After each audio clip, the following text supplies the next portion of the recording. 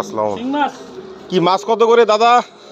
এটা 800 টাকা কেজি। হ্যাঁ কই মাছ, হ্যাঁ শিং মাছ 700 টাকা কেজি। আচ্ছা, তাজা হবে শিং মাছ? ওইল মাছ এটা আমাদের সন্দীপের ভাষা, ওইল মাছ। ওইল মাছ, শৈল মাছ। ওইল মাছ কত কেজি হবে?